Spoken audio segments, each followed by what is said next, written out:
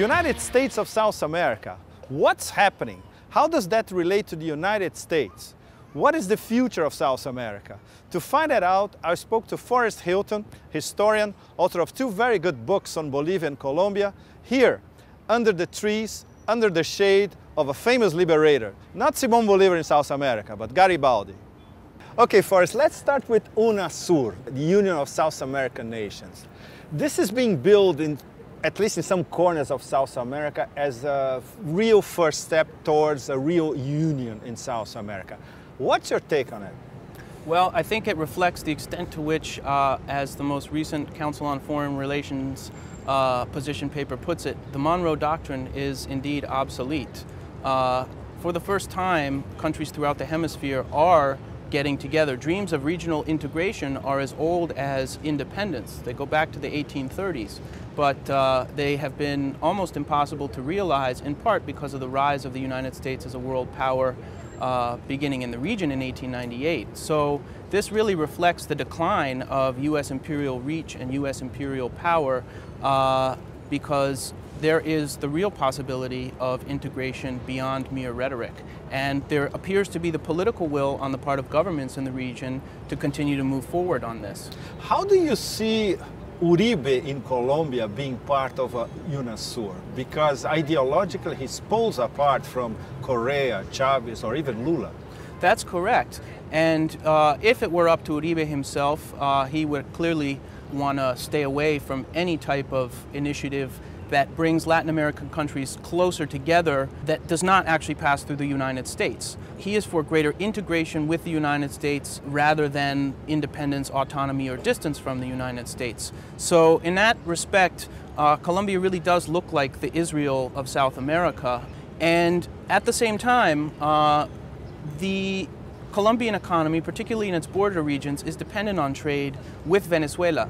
So in fact, where Venezuela goes, to some degree, Colombia has to go because it couldn't survive one day without its commercial exchanges and its exports to Venezuela, which is the #2 consumer of Colombian exports after the United States.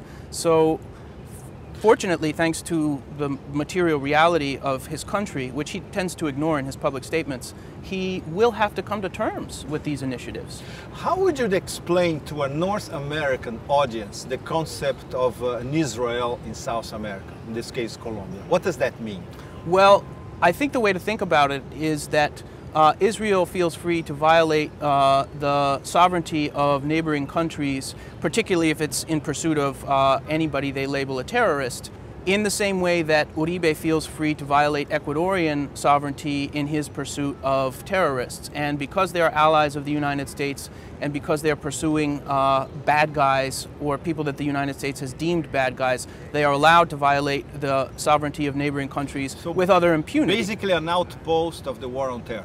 Absolutely, and Israel and Colombia both receive enormous amounts of military and police aid from the United States. Without that aid, they wouldn't be able to carry out any type of military activity to speak of. So all the United States would have to do to rein in these allies is simply tell them to stop doing the sort of thing that creates regional diplomatic crises. But of course, they create these crises with either the tacit or explicit support of the U.S. government. So this is a sort of counterfactual scenario. Latin America is totally absent from the presidential debate in the U.S. But Obama recently, he went to Florida and he gave, we could say, a very worrying speech to Cuban Americans, basically validating the embargo and the sanctions against Cuba, validating the incursion by Colombia in Ecuadorian sovereign territory. So this doesn't sound like change, does it?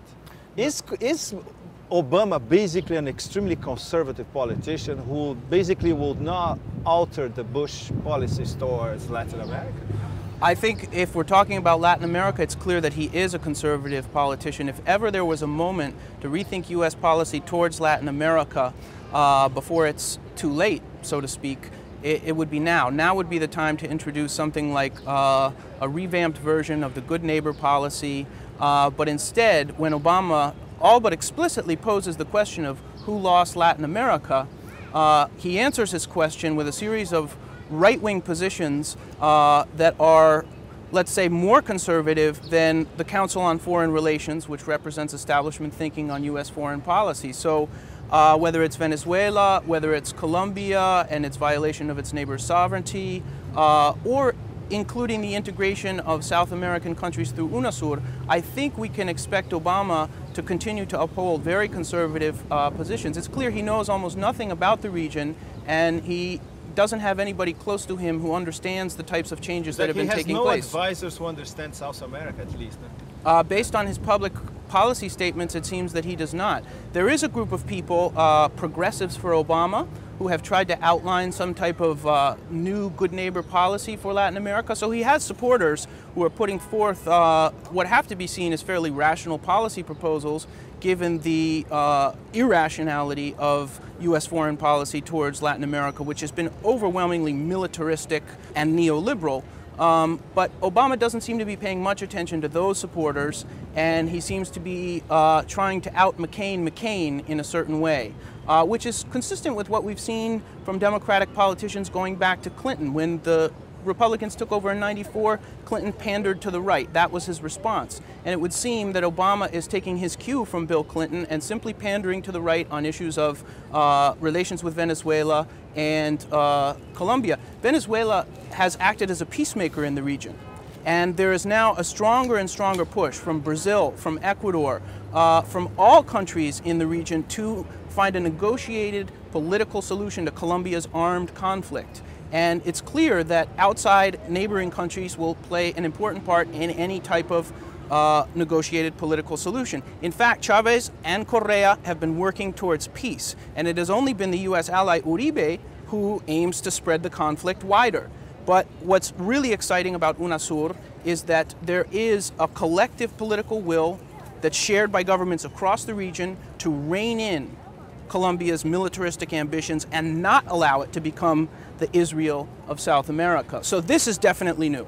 But meanwhile, the Pentagon seem to have their own plans. They resurrected the Force Fleet based in Florida, and they will be patrolling South American seas as well.